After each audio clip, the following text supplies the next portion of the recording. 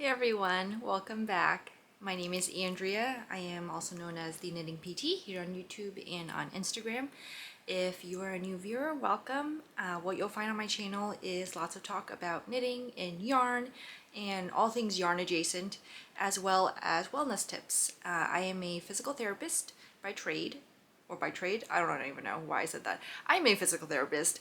My specialty is orthopedics, and on Instagram I put out reels on self-care for makers and crafters alike. I was putting them out every single Friday in the year of 2021. In 2022 I have decided to take a step back and put them out maybe every other week instead of every week, just to avoid burnout and avoid overwhelming myself. I was starting to feel a little bit of that at the end of last year.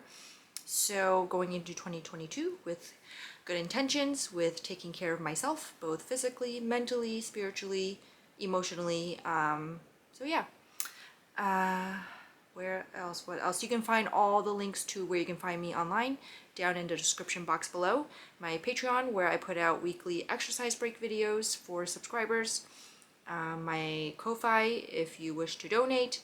And my Instagram and website are all linked down below. I will also link any dyers, makers, designers in the description box below that I talk about today too. So I have not filmed a podcast in over a month. I think the last time I filmed one was at the end of November, right before we moved. So if you're new, my family and I moved. We used to live in Austin, Texas, and we moved back to the Northeast, where both my husband and I grew up. We're in the tri-state area now, and we moved back for personal family reasons, to be with a family member who is sick. And so we just moved back to support them and to spend time with them. We've been here for a little over a month now. And if you watch any of my Vlogmas videos, which I know there are a lot because I uploaded daily, and I mean, they were, some of the videos were just 2 minutes long and others were 10 to 15 minutes long. So no hard feelings if you don't watch any of them. I totally get that. I mainly participated in Vlogmas this year because I wanted to document this really unique time in my family's life where we were transitioning to a new home, settling in. I thought it would be a great way to keep track of all of it and for my kids to be able to see it when they're older too. I have a 5-year-old and a 2-year-old. And it turned out to be super fun. They really loved being part of the videos. I didn't originally plan to have them in the videos. I actually kind of wanted to keep their faces out of it and just maybe have the backs of their heads or whatever, but they kind of just like barged in and were just like, no, we're going to be part of this, Mom. And especially my 5-year-old, she really loved kind of co-hosting with me. Even now, once in a while, she's like, Mom, we didn't record today. And I'm like, yeah, we're done with that. Like, we're done. So yeah, throughout my Vlogmas, because I was filming and editing every day, I decided not to podcast because it was just a little bit too much. And so in my Vlogmas, I did show my knitting progress and any new acquisitions I had. So I won't necessarily go over those, because I don't want to repeat it. And also it would make this episode super long. But I don't feel like I stashed that much during the month of December. It was just some pre-orders that came in, so you probably didn't miss much anyway. But I do have some finished objects to show you. The first one is this one I'm wearing. This is the Winter Crop by Jessie Mae. This was the first time I ever test knit for her, and I absolutely love the experience. I love this pattern. So it is a simple top-down raglan. It's knit in bulky boucle yarn, which is what makes it so special and so fluffy and so light. This is Woolfolk in their flat bulky base. So I'm going to show you up close here. You can see how it knits up. It's a super light fabric, but also just kind of like, not dense, but it's definitely, you can see I can't really poke through here. But the resulting fabric is so light, like wearing it, it feels like I'm wearing a cloud. Which I imagine is what wearing mohair or suri is like. I don't do either because I'm sensitive to those fibers. More on the suri later. I'm playing around to see if I'm actually sensitive to suri. I'm sensitive to alpaca, which is why I always thought I couldn't do suri. But I'm starting to wonder if maybe I might be able to do suri. Anyway, So this is, the modifications I did to it were, I just made the sleeve a little bit longer for the extra cozy touch, and I made the body longer too because I didn't want to crop. yeah. So I really love this sweater. I didn't love knitting with boucle yarn that much. Yeah, I didn't super love it. Just because it's a little bit like cotton in that it doesn't have a lot of give in the actual strand of yarn. And so I had to really adjust my tension and how I hold my working yarn to make sure I wasn't tiring my hands out too much. The other thing too is when you're knitting it up, it's really hard to see your stitches. So you can see here, you can't really see the usual like V's. You can kind of see the lines of stitches, but it's kind of hard to see the actual V's of where, you know, your stitches are. So when you're increasing into a stitch, you're kind of blindly doing it. At least I felt like I was. I was just kind of like, okay, I think this is where the stitches, and I think that's where I'm increasing. I think I'm knitting into the back of it. Nothing's unraveled, so I'm sure it's fine. But yeah, it was harder to read my knitting, if that makes sense to you. Anyway, but I love it. I would absolutely actually consider making this again, even though I didn't love working with the flat bulky or with the boucle yarn. I would absolutely knit it again because I love this finish sweater so much. This pattern's releasing this coming Friday, the 9th, I think. Today's the 3rd. 7th? Is releasing within the next week. I can't remember now exactly which day it is. So please be on the lookout for it. It is an excellent pattern. All of Jessie's patterns are super well written. I highly recommend them, and I highly recommend this one. Yeah, this one is a quick knit. I knitted up mostly on our road trip up from Texas to the tri-state area. We took our time and took 4 days to drive up, and I knit the majority of the sweater on that trip. When we left Texas, I had a little bit of the raglan done, raglan increases, and I knit the whole thing for the 4 days on our road trip, minus like half of a cuff bind off that I had to do after we arrived. Yeah, so if you want to see my progress with knitting that, I have the highlights saved on my Instagram stories under like a road trip yarn highlight. You can kind of watch my sweater grow as we go through different states. So it's kind of fun. What else? There was something else I wanted to say about this, I think. Maybe not. I don't remember. Oh yes, I wore this on my trip. So I went into New York City 2 weekends ago to meet with Aro of Aro Knits and Pearls. Her and I are really good friends. We became really good friends online the past year, and it was our first time ever meeting in person. And it was amazing. Like, there was no awkwardness. It was as if we had met before. And I mean, we kind of have, like, we FaceTime and knit every couple weeks, every couple months. So it wasn't like it was the first time I'd ever spoken with her with our voices before, but it was the first time we ever saw each other in person. But it was a completely wonderful time. We had so much fun. I stayed overnight with her in the city for one night. And we walked around the city so much. We took a lot of modeled pictures with our FOs, and it was just such a fun time. And we ate a lot of food, a lot of pastries, a lot of good food. And so I have a model shot of this that she took for me, and I can't wait to show you guys on release day. It will be on my Instagram. It is probably like the best photo I've ever taken. And part of that is because Aro is really good at taking photos and really good at telling you how to position yourself so that you look good too. So yeah. Anyway, moving on. I have two other FOs to show you. One is my Earth and Air sweater by James Watts.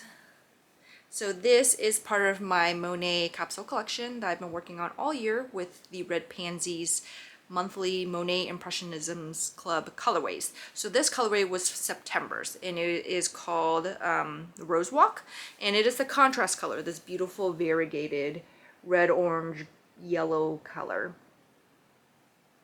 If you remember from before, the MC, this worsted weight, is Knitting for Olive Heavy Merino in their colorway Bordeaux.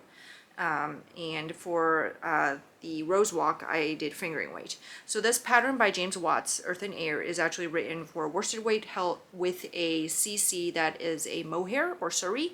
I can't do either, so I did just plain fingering weight. I love the way it turned out. It is not very warm though. Kelly came over, she lives in the area, so she came over the other day and she took some photos of me wearing these, which are also on my Instagram. I will pop one here.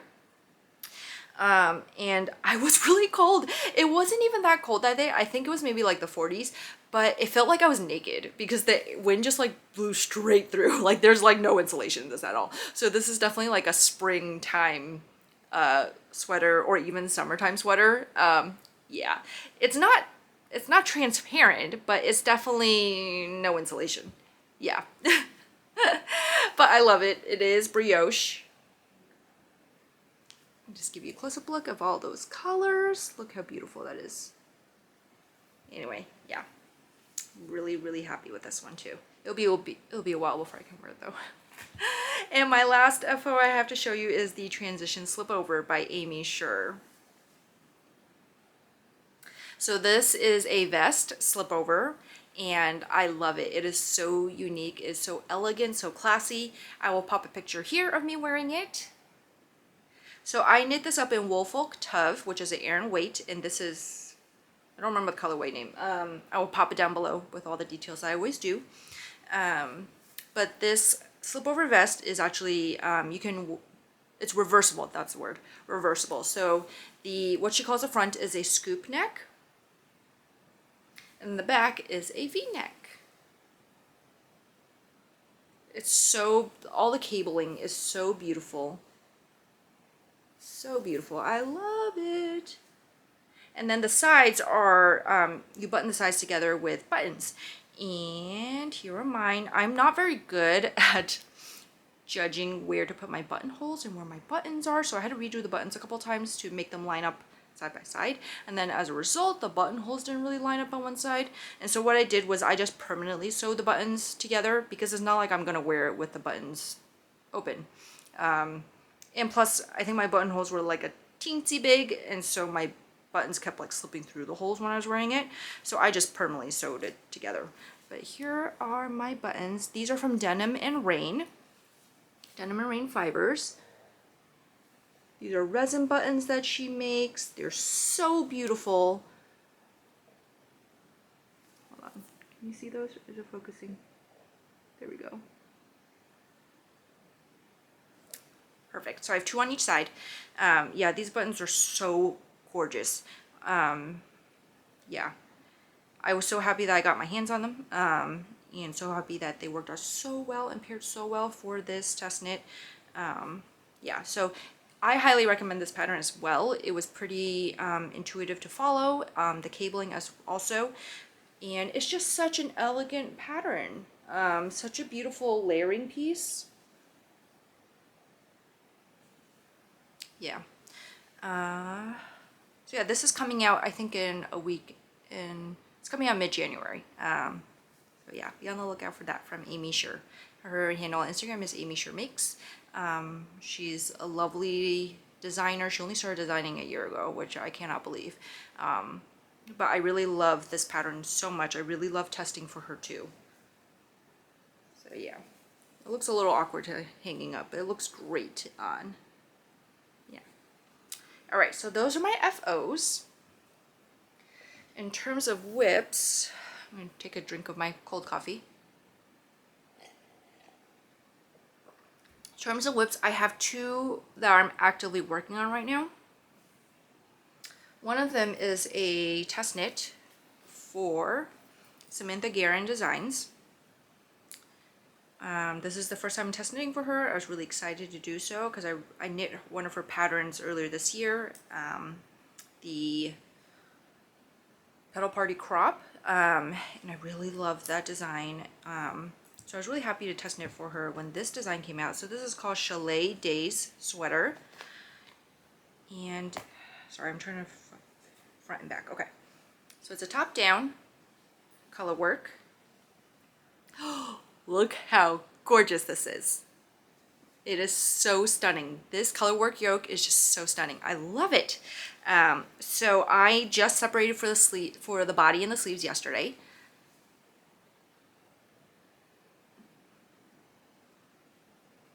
And you do the neckline separately, like you go back and you pick up stitches for the collar. I just did it because it looks better to show you guys with the collar done. I love it. Look at how beautiful this color work design is. It is so striking. Yeah, so the yarn I'm using for this is Moondrake Yarn Co. And I was really excited to use her yarn. This is Rachel, and this blue is navy, and so this is worsted weight. This pullover is a worsted weight pullover. So I had some worsted weight navy from Rachel, which is this beautiful dark blue navy. And then the CC is actually from her Breakfast Club collaboration with Aimee Mae and Nerdbird Makery. And this, the pink, is the colorway Mochi Donut. Come on, there we go, Mochi Donut. So it was the collaboration was 4 skeins of colorways, and they were all fingering weight. So I'm holding the fingering weight double to get gauge. It's working out pretty well. But yeah, look how beautiful that is. That pink variegation with the yellows and the cream and occasional pop of green. It's stunning. I really love this colorway yoke. It's going to be an absolutely stunning sweater. Yeah, can't wait to get it done. This is probably the most striking color work I've personally knit. I've done some other color work sweaters, but I've always kind of gone for low contrast before. So this is probably my most high contrast one, I believe. Yes, this is my most high contrast one, and I'm loving it. Like, I think high contrast is the way to go for this color work pattern because it is just so striking. You don't want any of the details to get lost. So yeah. So that's what I'm working on. The other whip that I am actively working on is my next Monet sweater. So this is October? Yes, October sweater. And the colorway is called Chrysanthemums, and it's based on the painting Chrysanthemums by Monet. I'll pop the painting here and then also show you what this yarn looks like caked up right now. So pretty. So like moody. Like, I love how moody it is. It's like this perfect wintry moody thing, and I love it. So I am knitting up the Isla pullover, which is from the Ready Set Raglan pom-pom book. It is a 2x2 garter rib sweater. So if you don't know this about me, I don't love doing ribbing. I probably hate ribbing, what I call ribbing island, more than sleeve island. Like, I hate doing the hem ribbing on like the finishing touches for a sweater. I don't know why. It's just like, I just don't like the rhythm of ribbing. And somehow I'm now doing an all over ribbing raglan. I mean, it's 2x2, which I hate a little bit less than 1x1. And it's garter rib, which means that every other row, you knit. So it's manageable. But this is how it's working up so far. It is another pattern where you also pick up the stitches later for the neckline, and I haven't done that yet, so it looks a little weird. Okay, so bear with me. Hopefully the next time I film, I'll have a lot more done. I will hopefully have picked up for the neckline then, so it'll look a little bit more polished. But here's what it looks like so far, and the cable is like way too small, so it's all smushed together. So I apologize, but you can get the gist. It is knitting up so beautifully.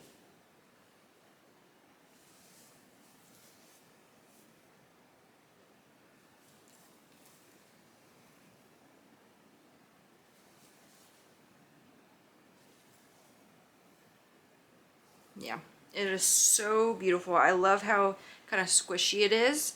And because it's a garter rib, it won't condense in as much as a regular ribbed sweater would, which I kind of like. I like having positive ease in my sweaters, and so I think this will be a perfect kind of like boxy-ish fit too. So that is what I'm working on right now for my next Monet sweater. Alright, so those are 2 whips I'm actively working on right now. I don't have anything else on the needles, but I do have some other things planned. So I'm going to show you what my next cast on probably will be. So ever since we moved here, my daughter has been wearing her knit vests so much. And she mainly has vests or like short sleeve cardigans, just because before we used to live in Texas, so it wasn't really practical to knit her like a full-length sweater because she wouldn't get that much wear out of it. But she's been wearing her knit vest so much here. And the other day she asked me to make her a rainbow sweater. So of course I couldn't say no. And so I'm planning to make the little what is it called? The Little Chevron? Little Chevron sweater? Is it called Little Chevron sweater? It's a Tannis Fiber Arts sweater. I think it's called Little Chevron. I will pop a picture of what it looks like here, as well as the name. And I have picked out the yarn for it already. And so she wanted a rainbow, so we are going to do a rainbow. If I can hold these in my hands. So, this is a skein of Tosh DK. It is the colorway Sunrose. I had this in stash. It's this beautiful kind of heathery looking reddish blush color. And then I had gotten this mini skein set from the Ginger Ewe and the Red Pansy collaboration. And it is going to be perfect for this. So here's the mini skein set. It's called the Christmas set. So it'll kind of go in this order here, and along with this light pink, this kind of blushy coral light pink.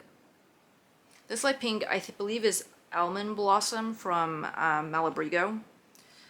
I don't have the tag anymore. I believe that's what it is. And then the main rest of the body will be this lovely rosy pink. This is Quince & Co. in the colorway Andromeda. Yeah, so I don't think I can hold all these together. Let's see if I can try. So it'll be like, like that. Okay, anyway, you get the idea.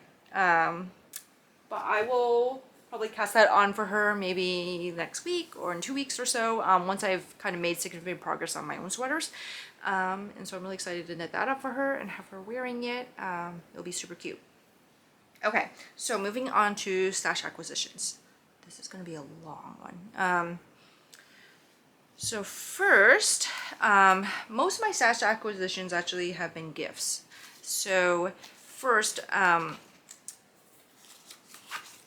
let me go into what I actually bought first. So first I got some yarn from Camellia Fiber Co.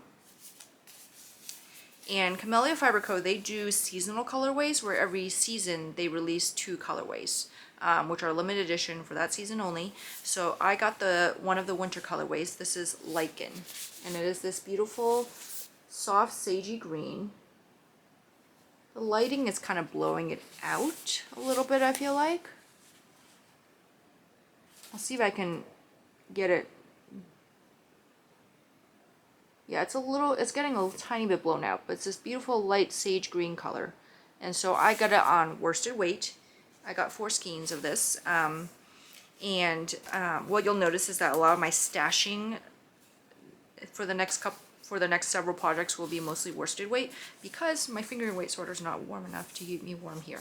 So I'm starting to knit more DK and worsted weight for the appropriate season and cold here. So yeah, so I got a sweater quantity of these.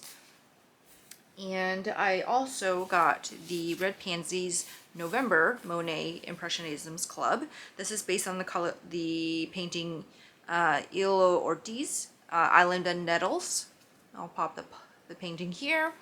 And this one is so good. Look how pretty it is. It's this beautiful wintry pastel feel to it. Like light lavender, blue, green with some dark, I think they're dark brown, black speckles. They're so pretty.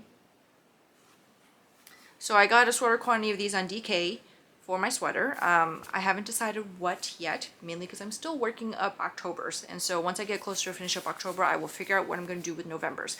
There will be a DK weight sweater for sure. Yeah, but I really love these. I cannot wait to work them up. I'm trying to get as much of my October sweater done so I can kind of stay on track. Yeah. And then, so the next couple of stash acquisitions I have to show you are gifts. And so these 2 I got from Emily OT. Well, her handle on Instagram is Emily_OT.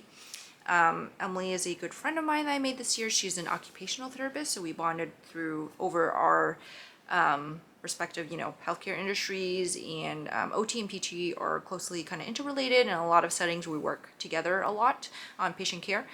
So it was really wonderful to connect with her and speak with her and that kind of thing. Our kids are about the same age too. So she sent me a wonderful, sweet little care package, and it was actually here already when I got here, when we moved here. And she included a bunch of face masks and a tin of tea. It was really lovely. And she included these 2 skeins of yarn.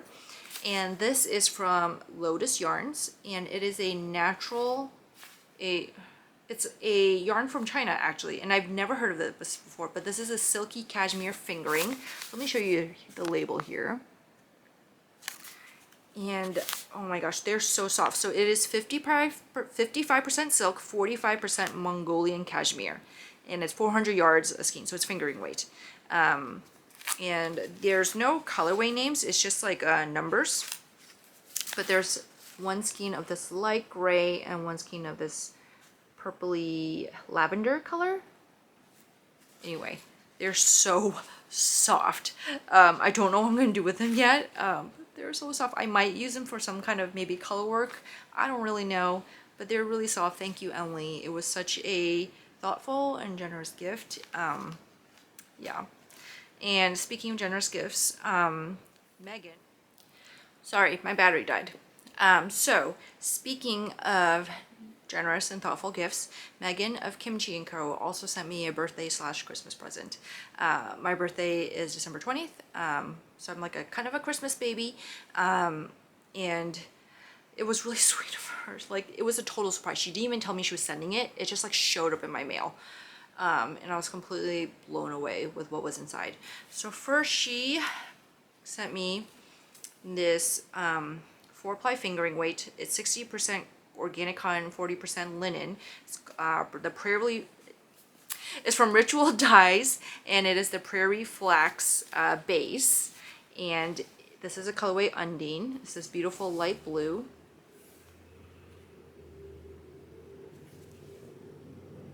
So she sent me 3 skeins of these, and in her note she had written that was to remind me of Texas, because, you know, it is definitely a plant-based fiber, and would be great in hot weather. So thank you, Megan. And then on top of that, she also sent me 4 skeins of this beautiful DK weight yarn from Hawari Bazaar Company. Hawari Bazaar Yarn? What is the name? Hawari Bazaar Yarn, yes. And this is a colorway Butterfly. Look how pretty. This is beautiful pastel with pink and blue and purple, kind of swirled throughout. It is so unbelievably gorgeous. Like, I love it. I remember I'd seen this colorway and I loved it, but I was trying not to stash, and oh my gosh, I can't believe Megan got this for me. It is so beautiful. Anyway, so thank you, Megan, for this lovely, wonderful, thoughtful gift. It really meant so much to me. And this whole community has really meant so much to me. Not because I get gifts, really, but because of just the friendships I've made and the wonderful support and encouragement I've gotten. So thank you, everyone. Thank you to my viewers, too, for being here and watching my videos. And I guess indulging me and talking about my yarn and my knits and all that stuff. And so the last bit of yarn I have to show you is actually for a giveaway. So I will be announcing a giveaway soon. I'm going to be running it on my Instagram because it's easier for me to just keep track of it in one place. If you don't have Instagram, I'm really sorry. But I think this yarn would be worth kind of creating Instagram for if you don't have one. So I decided to partner up with my friend Shannon from J'adore Fibers for this giveaway. And she sent me the most beautiful yarn for it. So first she sent me 2 skeins of Pretty in Pink on fingering. This is her Dua 2-ply fingering base. It is 80% merino, 20% nylon, 400 yards per skein. Look how pretty it is. These beautiful little micro speckles. And then she also sent 2 skeins of Confetti, which is a beautiful colorway she came up with. I actually have a sweater quantity of this on DKWay yarn, which she sent to me as a birthday present. Thank you, Shannon. I was gonna buy it anyway, but look how beautiful this is. It is a peachy pink base with all these beautiful, this rainbow of speckles on it. Look how pretty. So I will be giving these away. I will be posting on my Instagram. It'll be sometime this week or next week, whenever I can get around to it, honestly, but it'll be soon. And I will be giving these away. There'll be 2 winners. One will get the set and one will get the set. And I will also be contributing something myself for the giveaway too. I just haven't decided what yet. It might be merchandise. So anyway, be on the lookout for this giveaway to drop soon. Thank you, Shannon, for collaborating with me, or providing, what's the word? Collaborating? Partnering with me for this giveaway. And this giveaway was to celebrate that I hit 5,000 followers on Instagram, and this was like back in the fall, but at the time we were getting ready to move, and so I was just like, I cannot host a giveaway right now, but I will do it when I am all settled, which is now. So yeah. Okay, so this video is getting really long, but my wellness tip for you this episode is about your knitting posture. And it's just to kind of evaluate if your knitting posture or is working well for you. So the first way to evaluate is to just see if you are feeling uncomfortable after you've been knitting for a while. And what I mean by knitting posture, I guess I mean more so just where you sit to knit. Some people sit in bed, some people sit in chairs, on couches, chairs, and sometimes we might not be sitting somewhere that's actually great for our bodies. I know when I first moved here, I had no chair to sit in to knit, and so I was knitting in bed, and I definitely noticed that it was taking a toll on my back and how I felt. Like the next day I would wake up with kind of like a tight back, and I would feel kind of sore. And part of that was because I was sitting in my bed with my legs straight out in front of me, and then over time I would be slouching down further and further, and somehow end up like kind of in this completely curved shape with, you know, with half my body like completely flat. Yeah, so that wasn't great. Since then I've gotten an armchair. I will link the one I have down below in case you're interested, but I feel like chairs are a very personal thing, the same way mattresses are. Not every single kind of chair will work for every person. There are some things you can look for when you're looking for one. Ideally, your chair should be rather firm so that your body's not sinking into it over time. And also, it should be at a height where when you sit in it, your knees are not higher than your hips, and yeah, so that when you sit in, your knees are not higher than your hips. So it should be a chair where it's not, if you're shorter legs, it shouldn't be a chair that's too deep, because if it's deep, you're going to have to sit way back, and then your legs will be way back with you and probably elevated up that way too. And if you're really tall and you have really long legs, if your chair is too shallow, the same thing will happen where your legs will just not be comfortable. The ideal posture is really for a 90 degree angle between your hips and your back and your knees and your hips. So that's the ideal. And the ideal, of course, is that your feet are resting on the floor too, or on like an ottoman in front of you. You don't want your legs just kind of like dangling in the air. So I will link the one I have from IKEA. It works really well for me. It's the perfect kind of depth for me, and it has an ottoman too that I can rest my legs on. And actually I love the ottoman because it's slanted a little bit too, so when I sit in it, my legs can actually rest on it and my knees can be bent and they be slanted down, instead of just a flat ottoman where your legs are just kind of propped up. If you're someone who's a little bit hypermobile, I have very hypermobile knees, so when my feet are propped up and my knees are not supported, I actually end up with a lot of hyperextension in my knees, which does not feel great after a long time. So I really love the setup I have right now. If I can manage to, I will kind of post a video of, I will post like a picture right now of me sitting in my chair so you can kind of see what I'm talking about in terms of the support to my legs. So that's my tip for you, is to kind of, you know, evaluate where you're sitting, where you're knitting, see if it's actually working well for you, and if it's actually, I guess see if it's not, what am I trying to say? Figure out if it's not doing your body any, and see if it's actually supporting your body the way it should. It's Monday. Yeah. So I hope wherever you are, that you and your family are staying safe and healthy. Be safe out there. And thank you for joining me. Happy New Year to you all.